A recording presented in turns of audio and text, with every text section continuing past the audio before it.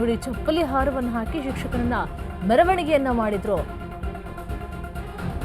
ಪೊಲೀಸರ ಮುಂದೆ ಹಲ್ಲೆ ಮಾಡಿದಂತಹ ಹಿನ್ನೆಲೆಯಲ್ಲಿ ಸಸ್ಪೆಂಡ್ ಅನ್ನ ಮಾಡಲಾಗಿದೆ. ಸವಣೂರಿನ ಸಿಪಿಐ ಹಾಗೂ ಹೆಡ್ ಕಾನ್ಸ್ಟೇಬಲ್ ಅಮಾನತುಗೊಳಿಸಿ ಹಾವೇರಿ ಎಸ್ಪಿ ಯಶೋಧ ವಂಟಗೋಡಿ ಆದೇಶವನ್ನ ಹೊರಡಿಸಿದ್ದಾರೆ. ಕರ್ತವ್ಯದಲ್ಲಿ ನಿರ್ಲಕ್ಷ್ಯ ಆರೋಪದಡಿ ಇಬ್ಬರು ಅಧಿಕಾರಿಗಳ ಮೇಲೆ ಕ್ರಮವನ್ನು ಕೂಡ ತೆಗೆದುಕೊಳ್ಳಲಾಗಿದೆ.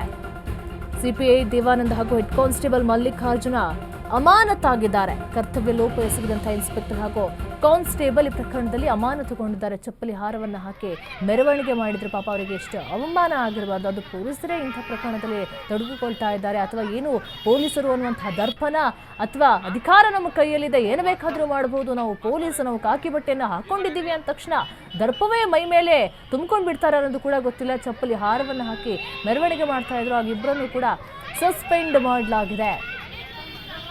ಕಾನ್ಸ್ಟೇಬಲ್ ಅಮಾನತಾಗಿದ್ದಾರೆ. ಚಪ್ಪಲಿ ಹಾರವನ್ನು ಹಾಕಿ ಶಿಕ್ಷಕನ ಮೆರವಣಿಗೆಯನ್ನ ಮಾಡಿದ್ರು. ಇನ್ಸ್ಪೆಕ್ಟರ್ ಹಾಗೂ ಕಾನ್ಸ್ಟೇಬಲ್ ಅನ್ನು ಅಮಾನತು ಮಾಡಿ ಆದೇಶವನ್ನು ಕೂಡ ಹೊರಡಿಸಲಾಗಿದೆ. ಎಸ್ಪಿ ಯಶೋಧ ವಂಟಗೋಡಿ ಆದೇಶವನ್ನ ಹೊರಡಿಸಿದ್ದಾರೆ. ಎಲ್ಲರೂ ಕೂಡ ಅವರಿಗೆ ಸಪೋರ್ಟ್ ಮಾಡ್ತಾ ಇದ್ದಾರೆ ನೋಡಿ ಅಲ್ಲಿ.